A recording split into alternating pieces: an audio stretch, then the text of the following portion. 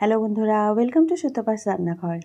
হঠাৎ যদি বাড়িতেই বসে দই খেতে ইচ্ছে করে, দোকানে গিয়ে না কিনে এইভাবে মাত্র 2 ঘন্টায় বানিয়ে নাও হোমমেড দই, একদম দোকানের মতো। তো দেখো আমি কিভাবে বানাই।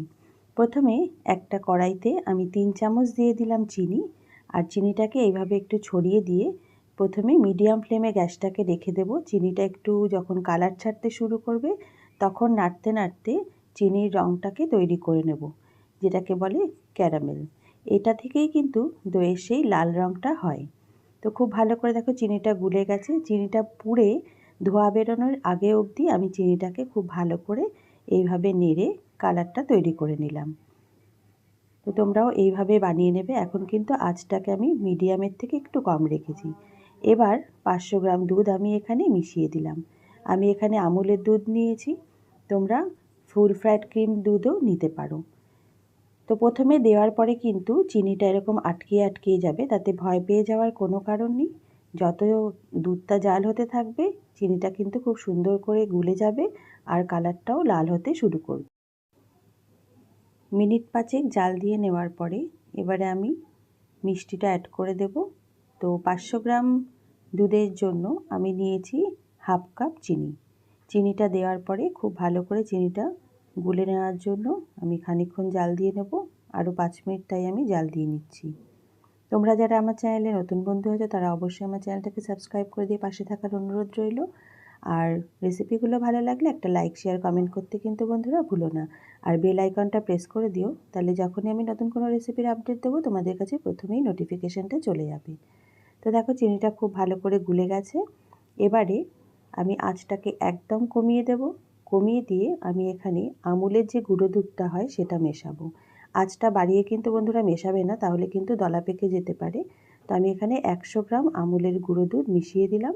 এবার আঁচটাকে একদম কমে রেখে খুব ভালো করে এইভাবে গুলে নিতে হবে, না হলে কিন্তু দলা পেকে যাবে। আর তোমরা যদি চাও এইভাবে না মেশাতে, তাহলে 2 হাতা কি 3 হাতা দুধ একটা বাটিতে তুলে নিয়ে বাটিতেও খুব ভালো করে গুলে নিয়েও মেশাতে পারো। তো আমি এইভাবে মিশিয়ে নিলাম। তো আঁচটা কিন্তু একদম কমে রাখতে হবে এই সময়। খুব ভালো করে দুধটাকে মিশিয়ে নেব। তো এবারে দেখো এইভাবে এবার একটা খুন্তির সাহায্যে এভাবে আমি গুঁড়ো দুধটাকে খুব ভালো করে মিশিয়ে নিয়েছি। অলমোস্ট কিন্তু রেডি হয়ে গেছে দুধটা।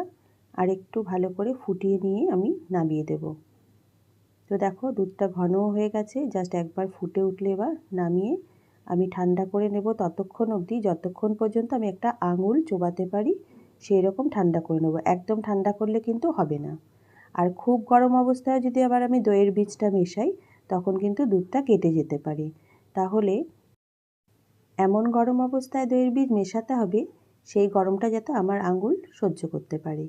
তো যাই হোক, এবার তাহলে দুধটাকে ফুটে উঠলে আমি নামিয়ে সেই রকমভাবে ঠান্ডা করে নিচ্ছি। তো দেখো বন্ধুরা দুধটা আমি ঠান্ডা করে নিচ্ছি। এবার আঙুল চোবাতে পাচ্ছি এরকম গরম অবস্থায় এবার দইয়ের বীজটা মিশিয়ে দেবো। এখানে আমি 3 চামচ টক দই নিয়ে নিয়েছি।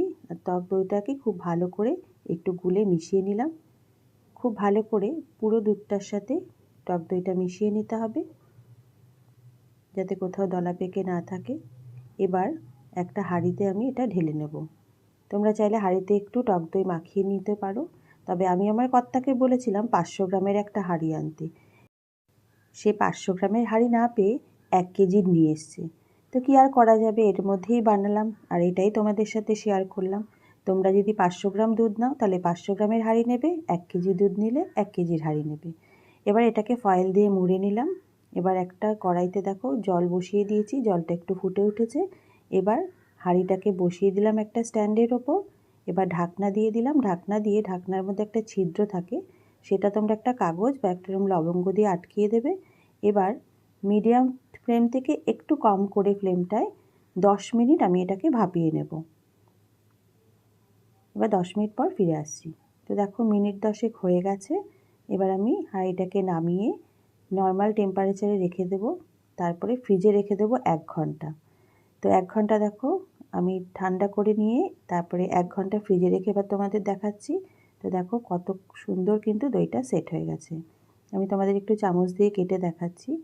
তো দেখতেই পাচ্ছ কত ইজিলি তৈরি হয়ে গেছে। তোমরাও এইভাবে বানিয়ে খেয়ে দেখো, আশা করি তোমাদের ভালো লাগবে।